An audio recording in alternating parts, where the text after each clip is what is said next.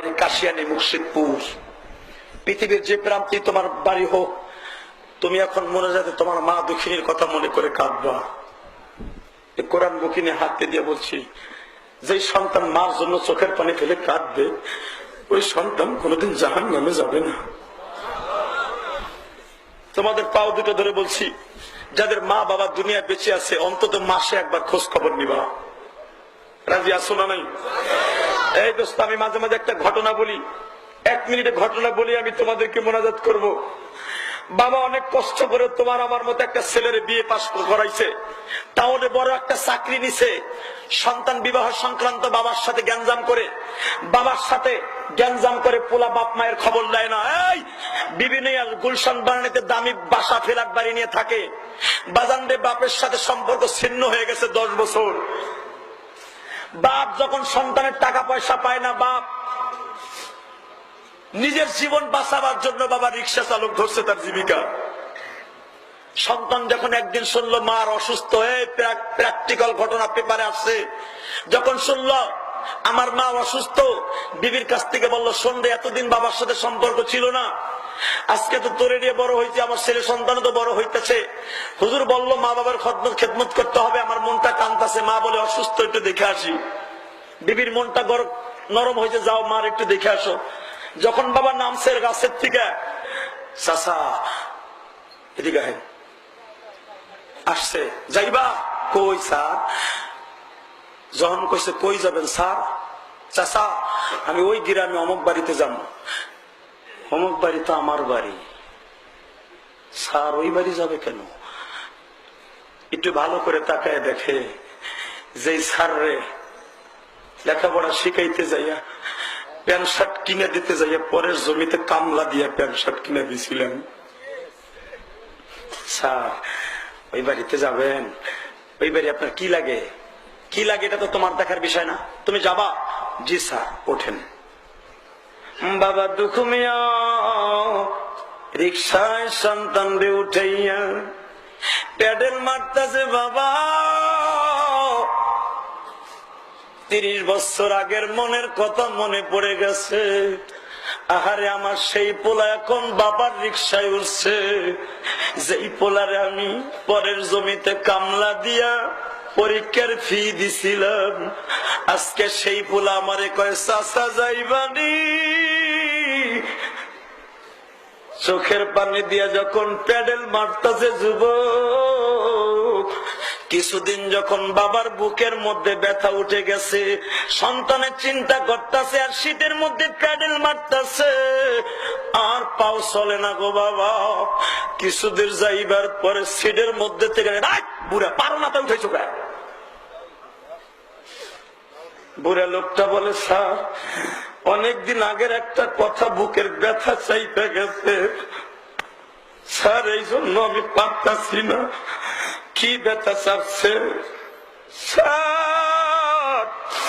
এই ব্যথার কথা মওলা সারা কারো কাছে বলা যাবে না। তোমার কি ছেলে মেয়ে বড় নাই? এই বয়সে শীতের মধ্যে রিক্সা চালাও। এমনি কয়, স্যার আমার একটু টাইম দিবেন? দিলাম, নিয়ে নাও।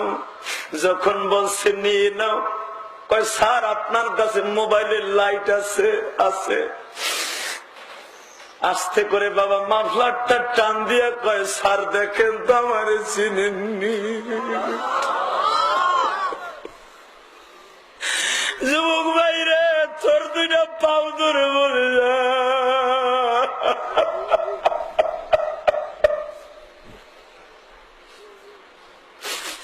এই ঘটনার দ্বারা তোর জীবনটাকে সমর্থ কর আল্লাহর কাছে। যাদের বাবা মা ছোট্ট কালে মারা গেছে,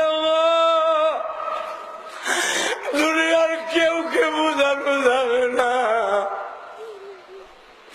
মা কি জিনিস গো।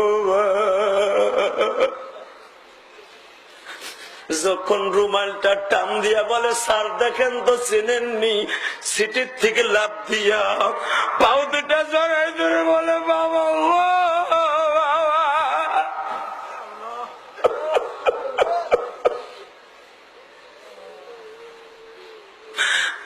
তুমি এই রাত্রে কোথার থেকে রিক্সা পাইলা? বাপ একটা চিৎকার দিয়া বলে, বাজান রে, এই রাত্রে কোন মানুষ রিক্সা চালায় না, আমি কেন চালাই জানোস নি? তোর মা হাঁপানির রোগী, তোর মায়ের ওষুধ নাই 3 দিন ধরিয়া, আমার শরীরটাও ভালো না, তোর মার কান্নাকাটিতে আর টিকতে পারি না, বাধ্য হইয়া রাত্রে রিক্সা লইছি। বাবা কেন লইছি জানোস নি? এই এলাকার মানুষ আমার লজ্জা দেয়, তোমার পালা ঢাকার বিকে লক্ষপতি আর তুমি রিক্সা চালাও, তোমার সম্মান বাঁচানোর জন্য দিনের বেলা রিক্সা চালাই না। পোলায় একটা দৌড় দিয়া বাবারে বুকের মধ্যে জড়াই ধরিয়া, যখন বাপ বেটার মহামিলন কাঁদতাছে গো বাবা, আল্লাহর কুদরতি জোশ মারছে। বাবা সন্তানরে বুকের মধ্যে জড়াই ধরে বলে, বাবা এ তো সাধারণ ব্যাপার, তুমি যখন অসুস্থ হইছিলা আমি তোমারে গাঢ় কইরা শীতের মধ্যে বাজারে ডাক্তারের কাছে লয়ে যাইতাম, এখন তো প্যাডেল মাইরা নিতাছি, আমারে শেষ একটা দাবি আমার পুরা করবা, আমি তোমারে রিক্সাটা চালাইয়া বাইতে লয়ে যাবো। বাবা সন্তান বাপের বুকের মধ্যে জড়াই ধরে বলে, এটা কোন উপন্যাস নয় যুবক রে, বাস্তব ঘটনা পেপারে আসছে। তোমার মতো যুবক 1 সপ্তাহ আগে ওই যে পাটগ্রাম, দিনাজপুর পাটগ্রাম, নিজের মায়েরে বাংলাদেশ প্রতিদিনে পাইছনি, কুড়াল দিয়া কোবাইয়া মায়েরে মারছে।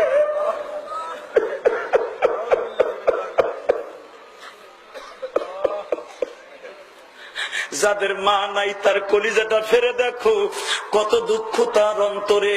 ওই যে শহীদুল ইসলাম গাজী, ও জীবনে বাপরে দেখে নাই, ওর কলিজাটা চাকু দিয়া ফাড়িয়া দেখো, বাবার কত দরদর অন্তরে। আমার যে আলেম ভাইদের বাবা নাই রে, ওই জানোয়ার আমার বন্ধু মানুষ, যার ওসিলায় মিরপুর থাকতে আল্লাহ রেখেছে, এই আনোয়ারকে জিজ্ঞেস করো বাবার কি দরদ রে। ওই যে আমার মসজিদের কেশিয়ার জহির ভাই, বাবা নাই, মা অসুস্থ হয়েছিল, বাজান দে 10 লাখ টাকা মার জন্য খরচ করলো। আমার রুমে যাইয়া বলতেছে, হুজুর আমার যদি জীবন চলে যাইতো, মারে সুস্থ করতে যাইয়া টাকা দিয়ে কি করব?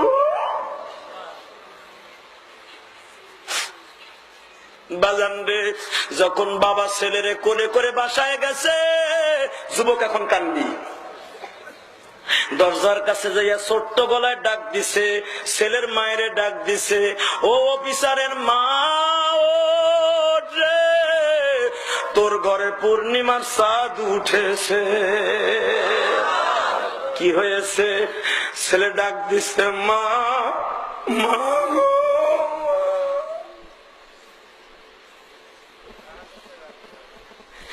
যেই মা বাবা কয়েক সপ্তাহ পর্যন্ত বিছানের থেকে উঠতে পারে না, হে যুবক রে, ইলিয়াসুর রহমান জিহাদির বুকটা বাইরে দেখ, মায়ের জন্য যে কত কষ্ট।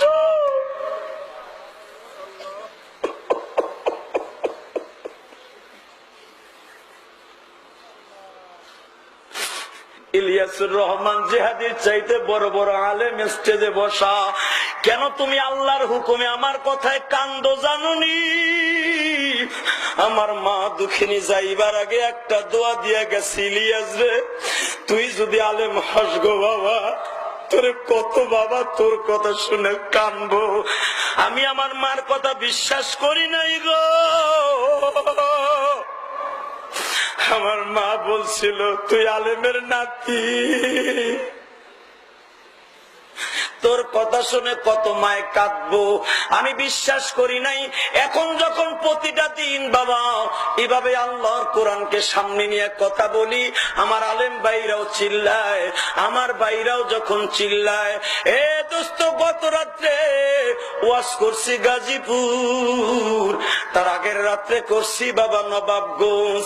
বিশ্বাস করো, আমার ড্রাইভারকে জিগাও, হাজার হাজার মানুষ আল্লাহ পাক কেমন জোরে চিৎকার মারাইছে।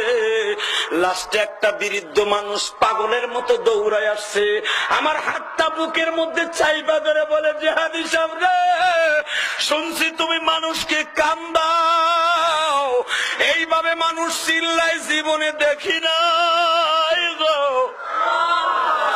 আমি ছোট্ট কালে মা বাবা হারাইছি, আমার মায়ের লেগে দোয়া করবা। ও মাহফিলের প্রধান অতিথি সভাপতি, দুনিয়ার সবচাইতে বড় হলো মা। ওই মায়ের কোনদিন কষ্ট দিও না। রাজি আসো না ভাই? রাজি আসো না? এ রাজি আসো না? হাত নামাও। এই এলাকার ছেলে আছে না? এখানে এলাকার ছেলে আছে না? এ যারা ওয়াজ দিছে স্থানীয় কারা কারা আছে হাত তুলে দেখি। স্থানীয়, এই এলাকার স্থানীয় বাড়ি গাড়ি আছে, এলাকার স্থানীয় কারা আছে যুবক হাত তুলে দেখাও। যাদের বাড়ি আছে এলাকায়, এই যাদের বাড়ি আছে হাত তুলে তুলে দেখাও। এই দাড়ি বাঁকা বাবা, আল্লাহ কবুল করো। জোর করো আমি নামাও হাত, নামাও হাত। আমি একটা জ্বলন্ত প্রমাণ এখন করে দিয়ে যাব। যদি কোরআনকে বিশ্বাস করো, নবীর হাদিসকে বিশ্বাস করো, একটা সেকেন্ডের ভিতরে তোমার কাছে জান্নাতটা বিক্রি করব। এক সেকেন্ডে। যদি বলেন জিহাদি সাহেব হুজুর সেকেন্ডে বিক্রি করার আপনার অধিকার আছে, হ্যাঁ, আলেমদেরকে সাক্ষী রেখে করব। যদি বলেন কেমনে করব হুজুর, এখানে যদি কোন স্থানীয় যুবক থাকোস, অথবা এক ফ্যাক্টরিতে বন্ধু বন্ধু চাকরি করস, কথা দিয়ে কত কষ্ট দিছের বন্ধু, জীবনে মাপ চাওয়ার সুযোগ পাস নাই, এখানে হাত তুলে কোনো লাভ নাই।